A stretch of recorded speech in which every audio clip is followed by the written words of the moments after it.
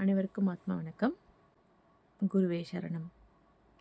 நீங்கள் வெள்ளூர் மாவட்டத்தை சேர்ந்தவங்களா இருந்தீங்கன்னா உங்களுக்கு ஒரு அரிய வாய்ப்பு காத்திருக்கிறது. அதாவது நம்ம மானிடராக பிறந்து விட்டோம் அப்படின்னாவே நம்மளுக்குள்ள அவ்வளவு சோகங்கள், அவ்வளவு கஷ்டங்கள், அவ்வளவு பாரங்கள்.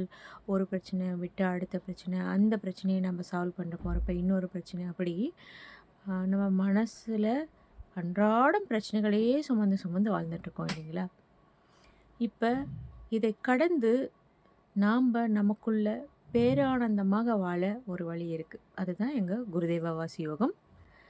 இந்த குருதேவ வாசி யோகத்தில் வருகின்ற மகா சிவராத்திரி அன்று பிப்ரவரி 15ஆம் தேதி வெள்ளூர் கோட்டை ஜலகண்டேஸ்வரர் கோயில் என்னும் மாபெரும் புனித ஸ்தலத்தில் 3 ஜாமங்களில் எங்கள் சக்தி வாய்ந்த குருவின் நேரடி தீட்சை வழங்கியிருக்கிறது. மாலை 6 மணிக்கு ஒன்று, இரவு 9 மணிக்கு ஒன்று, இரவு 12 மணிக்கு ஒன்று.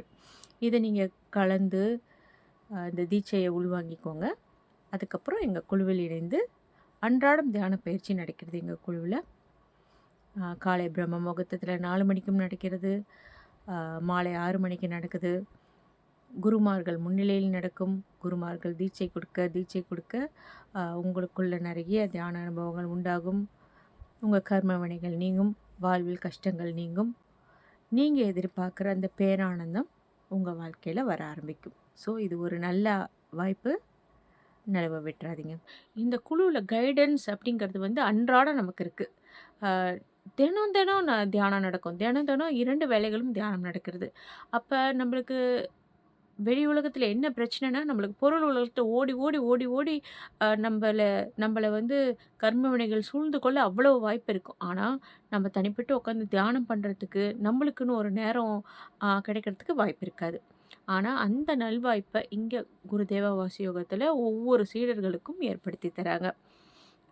இங்கே குழுவில் இருக்கும் குருமார்கள் நீங்கள் ஒரு 2-3 நாள் வரலைன்னா கூட, என்னாச்சு, ஏன் தியானம் பண்ண வரல, தியானம் நம்ம வாழ்க்கை சிறப்பானது அப்படின்னு சொல்லி நாங்கள் கால் பண்ணி பேசுவோம்.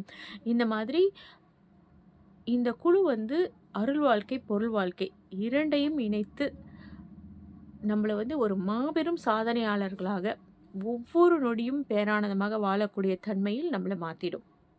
அதுக்கு காரணம் எங்கள் குருஜியும் குருதேவியம்மாவும் தான். இங்கே குருதேவ வாசியோகமில் இணைந்த பிறகு என் வாழ்க்கையில் நான் எதெல்லாம் கஷ்டம், துன்பம், பாரம், குழப்பம் அப்படின்னு நம்பிட்டு இருந்தேனோ அது எல்லாமே மாறிடுச்சு. எனக்கு இப்போ என்னுடைய குருவின் உபதேசங்கள் கேட்டு கேட்டு என் வாழ்க்கையை வாழ வாழ எனக்கு இப்போ தான் புரியுது, நேர்மறை எண்ணங்கள், எதிர்மறை எண்ணங்கள் அப்படிங்கிறதே கிடையாது. நம்ம எண்ணங்களே நேர்மறையாக தான் இருக்கணும். நம்ம எண்ணங்களே உயர்வாக தான் இருக்கணும். அப்படி வாழ்கிறப்ப தான் நம்ம எண்ணங்கள் பிற உயிருக்கு உயர்த்தும் தன்மையில், நம்ம ஒருத்தவங்க கிட்ட பேசினாலே ஒரு மோட்டிவேட்டிங்காக தான் பேசணும். ஒருத்தவங்களுக்கு கொடுக்கும் நிலையில் இருக்கணும். நம்ம வாழ்க்கையில் நம்ம உட்கொள்கிறது, ஐம்புலன்களாக உட்கொள்கிறது, நம்ம தெரிஞ்சுக்கிறது, தெரியாதது, நம்ம அனைத்துமே நன்றி உணர்வோடு நம்ம இருக்கணும். இது அத்தனையுமே நான் குருதேவ வாசியோகத்தில் தான் நான் கொஞ்சம் கொஞ்சமாக எனக்குள்ளே அந்த தன்மையை நான் வளர்த்துக்கிட்டே வந்தேன். அந்த தன்மை அப்படிங்கிறது எங்கள் குரு தீட்சை கொடுத்ததுக்கப்புறம் எனக்குள்ளே தான் அந்த சிவன் இருக்கிறாங்க, நான் தான் அந்த கடவுள் அப்படிங்கிறத உணர்ந்து மலர்ச்சி நிலை அடைந்து, சம்பூர்ண நிலை அடைந்து, சம்பூர்ணத்தில் சிவநிலை அடைந்து, இப்போ குரு நிலையை அடைந்து விட்டேன். நான் வாழ்க்கையை ரொம்ப ரொம்ப கஷ்டப்பட்டு வாழ்ந்துட்டு இருந்தேன்.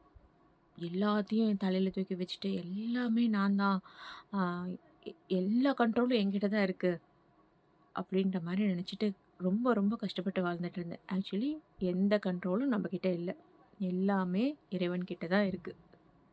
நாம் என்ன பண்ணுறோன்னா, ஜஸ்ட் அதை வேடிக்கை பார்த்தோன்னா போதும். நம்ம அதை தூக்கி வச்சு பாரமாக சுமந்து நீ எனக்கு இப்படி பண்ணிட்டியே, நான் உனக்கு இப்படி பண்ணுவேன், இவங்க நல்லவங்க, இவங்க கெட்டவங்க, நம்ம இதெல்லாம் வாழ்க்கையில் பண்ண வேண்டியது இருக்குது, இதெல்லாம் நம்ம வாழ்க்கையில் அடைய வேண்டியது இருக்குது, இதெல்லாம் நான் வாழ்க்கையில் மிஸ் பண்ணிட்டேன், இதெல்லாம் நான் வாழ்க்கையில் அடைந்து கொள்ள போகிறேன். இப்படியே நம்ம மனசை போட்டு குழப்பி நம்ம வாழ்க்கையில் ஏதோ பெருசாக சாதிக்கிற மாதிரி நினச்சிட்டு அந்தந்த நொடிகளை வாழாமே கடந்து போயிடும். முதல்ல நம்ம அந்தந்த நொடிக்காக வாழணும்.